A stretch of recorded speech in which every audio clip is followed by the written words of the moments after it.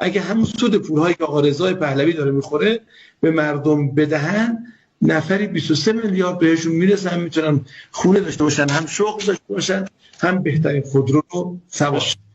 بله، من توی حرفام گفتم که در دوره 67 ساله بین 1290 1357 ما 123 میلیارد دلار درآمد نفتی داشتیم. بعد شما جناب خزعلی موقعی که حرفی که من 10 دقیقه پیش گفتم رو اینجوری سر و تهش میکنید و وارونه به مردم جلوه میدین و میگین حرف منو نقل میکنین، کسی که گفت 123 میلیارد دلار ظرف 67 سال، بالاترین درآمد ما 15 میلیارد دلار در سال 57 بود. در همه جای دنیا وجود داره. شما همینجوری این اعداد چیزی نیست که شما میتونین دروغ بگین فلان کس رو آوردن بیرون سوزوندنش، چهارشنبه سوری گرفتن، میتونین به دروغ بگین خاندان پهلوی این کارو میکردن اون کار، ولی به دروغ نمیتونین اعدادی رو که در سازمان‌های جهانی ثبت شده رو همین به راحتی 123 میلیارد دلار ظرف 67 سال، یعنی به طور متوسط سالی 2 میلیارد دلار. به طور متوسط درآمد نفت ما ظرف 70 سال حکومت محمد رضا شاه پهلوی و رضا شاه پهلوی و حتی قبل از او به طور متوسط میشه 2 میلیارد دلار که رقم آخرش 15 میلیارد دلار در سال 57 بوده. شما این اعداد رو کاملا شما فکر کنید خودتون ریاضی بلد نیستین. بچهای دانشگاه‌های ایران که دارن صدای ما رو میشنون و حرف ما رو میشنون، اونا هم عدد سرشون نمیشه؟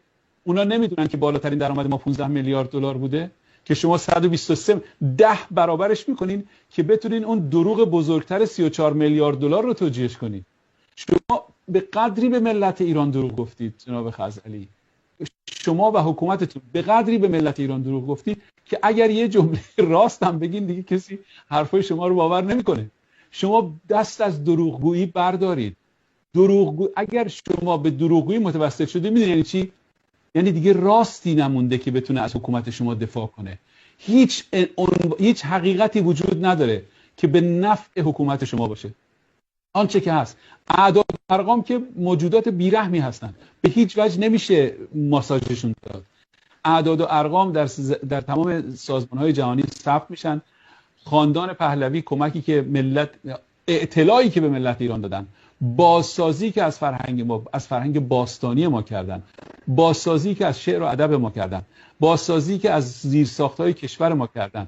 من خانه خامنه‌ای مستقیم نمیتونه راه بره، چه برسه اینکه بخواد جت فانتوم پرواز کنه. بچهای آقای خامنه‌ای چه هنری دارن؟ ایشون به 2 زبان زنده دنیا مثل زبان مادری صحبت میکنه.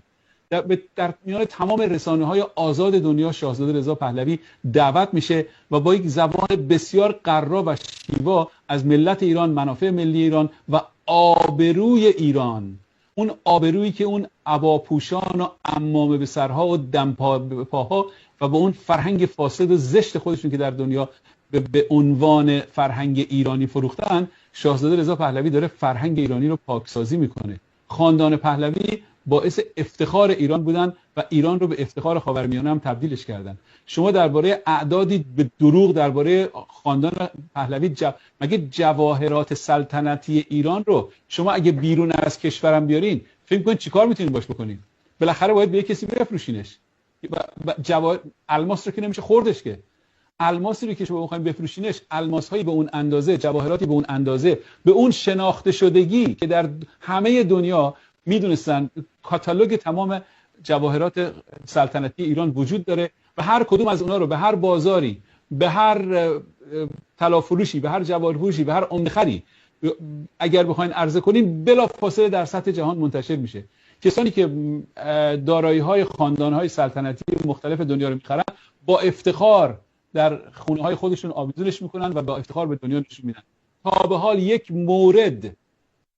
حال یک مورد در ظرف 45 سال گذشته در جهان به وسیله هاوس‌های که آکشن هاوس‌های بزرگ دنیا مثل کریستی که همین بغل کلینیک من هست تو نیویورک، هیچ کدوم اعلام نکردن که هیچ قطعه‌ای از جواهرات سلطنتی ایران چه به آکشن هاوس‌های دنیا، چه به کریستی، چه به جواهر فروشی‌های معروف دنیا به هیچ وجه عرضه نشده. بنابراین این حرف شما یک دروغ محض و شرم‌آور واقعا که خاندانی رو که به ملت ایران این خدمت رو کردن، خاندانی که از سلطنت گذشتن تا در مقابل خواست ملت نایستن، این اتهامات واقعا شرم‌آور به خاندانی میزنین که خوشبختانه تاریخ در مورد خاندان پهلوی قضاوت خودش رو کرده و تاریخ در مقابل شما هنوز شروع نکرده قضاوت کنه. تاریخ ایران پس از قدرت کنار رفتن شما، موقعی که دسترسی پیدا کرد به تمام پرونده های جنایت، به تمام چپ‌الول های شما، آقای خامنه‌ای یک کانگلامریت 200 میلیارد دلاری بنیاد مستضعفان و ستاد اجرایی فرمان امام زیر دستشه، به هیچ کس هم پاسخگو نیست. نه 1 سال، نه 2 سال، 30 سال که ایشون رهبر نظام بوده، یک کانگلامریت، یک امپراتوری 200 میلیاردی، یک بنگاه اقتصادی 200 میلیارد دلاری را بیشرمانه در دست گرفته، به هیچ کس حساب پس نمیده و اقتصاد ایران رو با فلج روبرو کرده. اون چیزی هم که از اقتصاد ایران از لفتولیست ایشون میاد بیرون، دست سپاه پاسداران افتاده، به این خاطری که مردم ایران زناشون شوهرها به زناشون اجازه رسمی میدن که برن تن فروشی کنن. این کارنامه شماست. پاسپورت و شناسنامه آقای رضا پهلوی نماد بارز بیوطنی است. او ایرانی نیست، حتی تابعیت ایران و ملیت ایران رو از پاسپورت خودش حذف کرده، یعنی بیوطن. ما اگه سرمونم بره نام ایرانی بودن رو از پاسپورتمون هرگز حذف نخواهیم کرد. این قدم اولی که شما اشاره کردید.